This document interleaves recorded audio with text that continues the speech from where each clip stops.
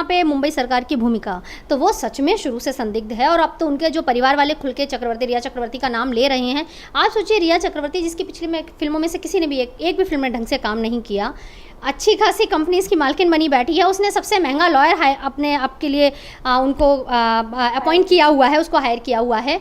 तो क्या ये चीज़ें कहीं आपको एक डाउट नहीं देती?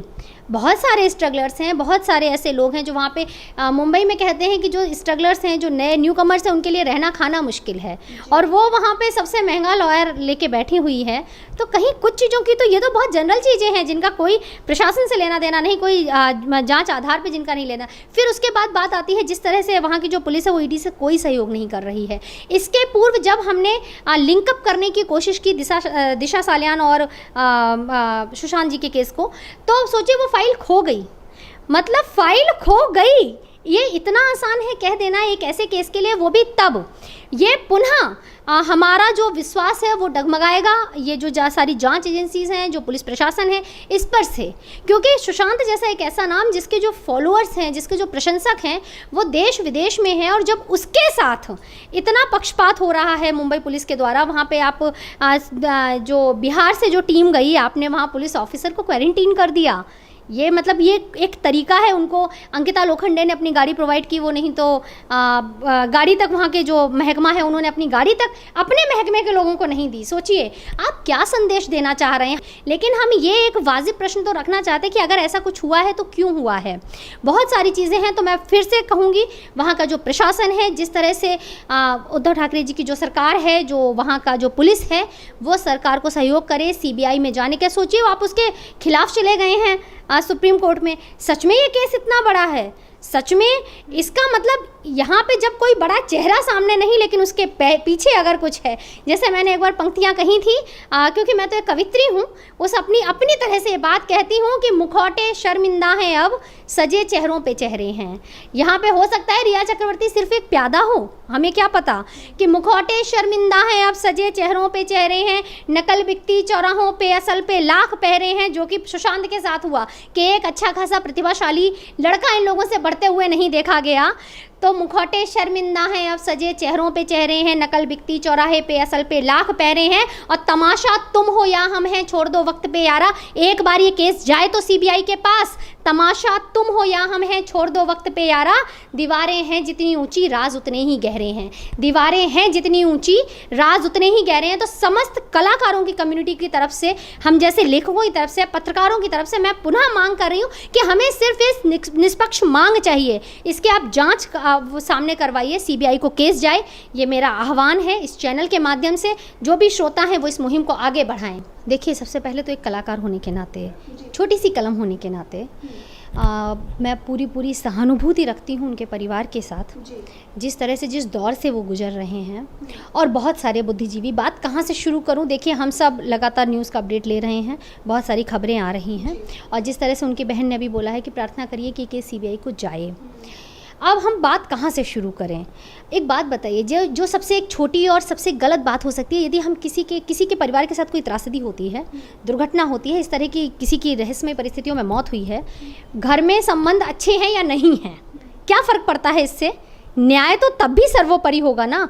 इस तरह के पता नहीं, खैर मैं तो ये भी मानती हूँ कि जहाँ तक वो फेक हैं, इस तरह के जो व्हाट्सएप के निकले हुए कुछ जो चैट दिखाए जा रहे हैं कि उनके अपने पिताजी से नहीं बनता था, उनके अपनी बहन से नहीं बनता था, इस तरह की जो बातें हो रही हैं, अगर आप इस तरह की भी बातें कर रहे हो तो भी इससे न्याय प्रक्रिया पे, जांच प्रक्रिया पे क्यों असर पड़ रहा है? किसी के अपने घर में नहीं बनती है तो क्या उसका मर्डर हो जाना चाहिए, या क्या उसको मतलब आत्महत्या के लिए प्रेरित किया जाना चाहिए? ठीक है, पहली चीज़। दूसरी चीज़ रही बात सुशांत सिंह राजपूत के लिए, हम सब मिलकर सीबीआई जांच की मांग करते हैं। तो ये सारी चीज़ें दिखाती हैं, और कुछ ऐसे पत्रकार हैं जो सपोर्ट भी कर रहे हैं ऐसे लोगों को। राजदीप सरदेसाई जैसे लोग, वो बोल रहे थे कि सुशांत सिंह राजपूत इतना कोई बड़ा चेहरा नहीं था जिसके लिए मुंबई पुलिस पर दबाव बनाया जाए। आप क्या कहेंगे ऐसे लोगों के लिए?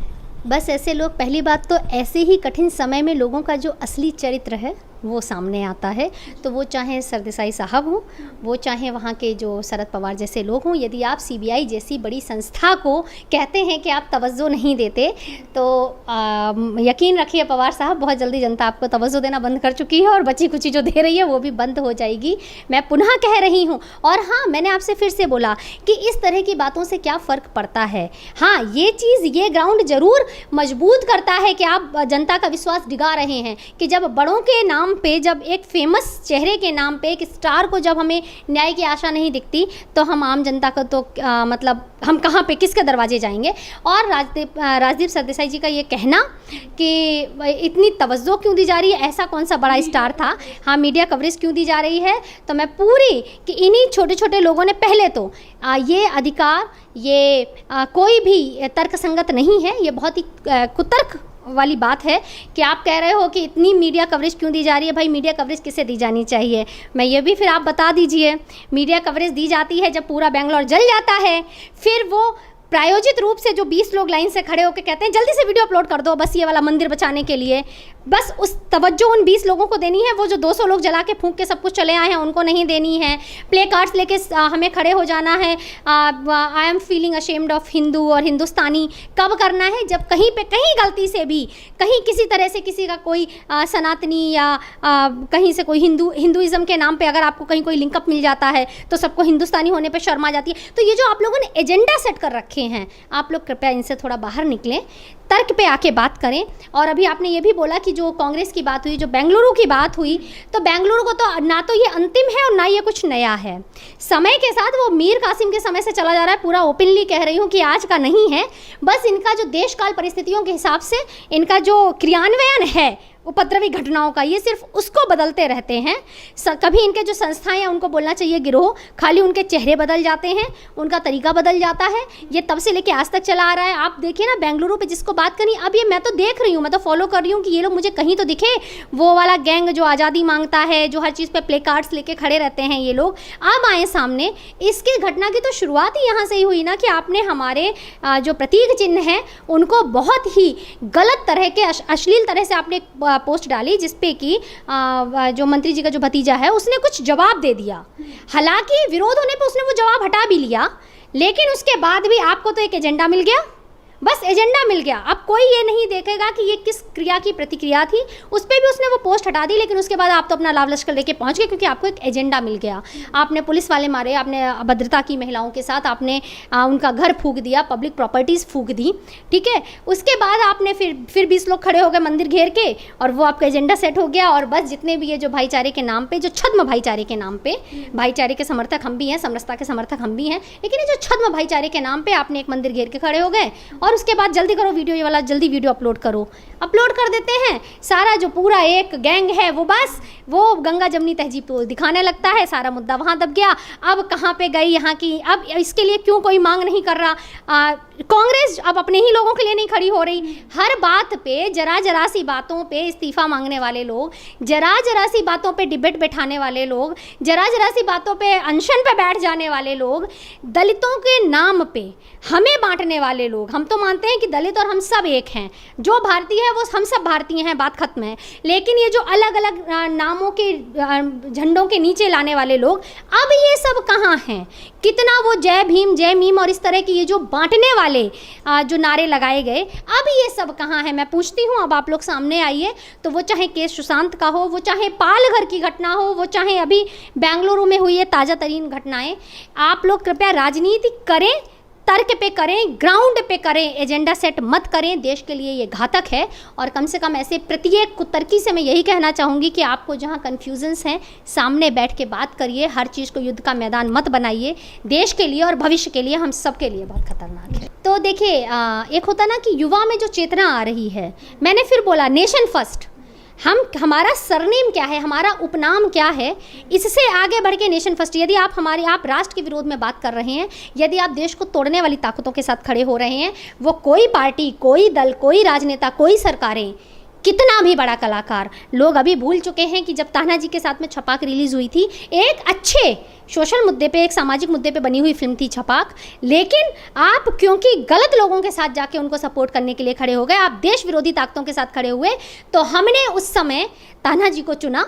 हमने उस समय छपाक जैसी एक जो सही मुद्दे पर भी फिल्म बनी थी, उस फिल्म की हमने कोई बुराई नहीं की, लेकिन हम आपके साथ नहीं खड़े हो सकते, हम आपको आगे नहीं जाने दे सकते। ये अच्छी बात यह है कि जो आज का नवयुवक है वो ये जान चुका है, सड़क की हालत उन्होंने कर दी है जिसके वो लायक है। अभी थोड़े दिन करीना कपूर खान का भी तो आया था कि यदि आपको हम लोगों से इतनी आपत्ति है तो आप हमारी फिल्में मत देखिए। अरे हम तो महामूर्ख हैं, 3 पीढ़ियों से आपकी फिल्में देखते चले आए, हम सच में महामूर्ख हैं, तभी आपने इतना कुछ बोल दिया सामने आके कि आप हमारी फिल्में न देख। ठीक है देवी जी, जैसा आपने बोला है हम आगे से वैसा ही करेंगे, बिल्कुल नहीं देखेंगे। हमने छपाक नहीं देखी, अब हम सड़क नहीं देखेंगे, आगे ऐसी आपकी जितनी भी फिल्में आएंगी अब हम नहीं देखेंगे, जो आपने कहा हम तो वही करेंगे। तो ये एक बात है। रही बात नेपोटिज्म की, तो मैं फिर एक दूसरा आपको एक साइड दिखाती हूँ कि देखिए, यदि हमारे पापा ने कोई दुकान खोली है, कहीं कोई उनका हमारा व्यवसाय है पुराना, तो ठीक है, हम अपने बच्चों को हस्तांतरित करते हैं, इसमें कोई हम इसको गलत या सही के उस पर नहीं ला सकते, होता है। लेकिन यदि हम सिर्फ अपने बेटे को, जो कि कहीं हो सकता है कम प्रतिभाशाली हो सकता है उस काम के लायक ना भी हो, उसको उठाने के चक्कर में प्रतिभाओं का हनन करने लगें, तो ये सामाजिक रूप से, ये नैतिक रूप से, जो हमारे एथिक्स हैं, ये उसके नैतिक मूल्यों के हिसाब से पूरी तरह से गलत है। ये सिर्फ अभी ऐसा नहीं हुआ, जब ये सुशांत के साथ ये जो दुर्घटना हुई, जो त्रासदी हुई, उसके बाद कितने सारे ऐसे नाम सामने आ चुके हैं जिन्होंने आके अपना दुखड़ा रोया है, अपनी बात बताई कि हमें तो इंडस्ट्री इसी वजह से छोड़नी पड़ी। तो मैं फिर से कहना चाहूँगी कि नेपोटिज्म, भाई भतीजावाद, इसको इतना मत बढ़ाइए, राजनीति से लेके, फिल्म क्षेत्र से लेके, और वो कोई भी संकाय हो, कोई भी कर्म क्षेत्र हो, कोई भी कार्य का वो हो, कार्य क्षेत्र हो, तो उसमें ठीक है हम क्या कर रहे हैं वो अलग बात है, किसी की किस्मत में हम किस परिवार में आ रहे हैं वो हमारा विधि का लेखा है। लेकिन यदि कोई भी व्यक्ति ऐसा कर रहा है, नेपोटिज्म को, भाई भतीजावाद को बढ़ावा दे रहा है, तो एक समाज के रूप में अपने आगे आने वाली पीढ़ियों की बेहतरी के लिए आवश्यक है कि हम इसको रोकें, हम इसके खिलाफ एकजुट हों।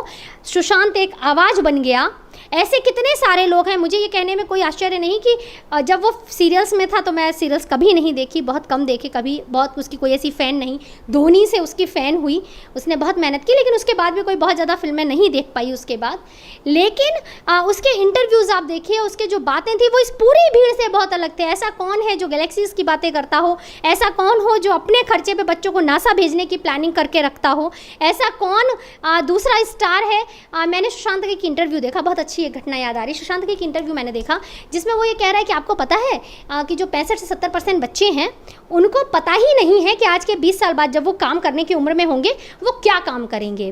कारण जो नई टेक्नोलॉजीज जिस तरह से अपडेट हो रही हैं, उसमें अभी हम कह ही नहीं सकते कि आज के 20 साल बाद दुनिया कहाँ पहुँच चुकी होगी। तो इसलिए आप लोग काम करें, अपने बच्चों का जो मोरल है उसको स्ट्रॉन्ग बढ़ाएं, बच्चों का जो इमोशनल क्वेश्चन है आप उस पर काम करें। सोचिए आप कितने फिल्म जो हीरो हीरोइन जिनको हमने हीरो बनाया हुआ है, ऐसे कितने लोग हैं जो इस तरह की बात करते हैं।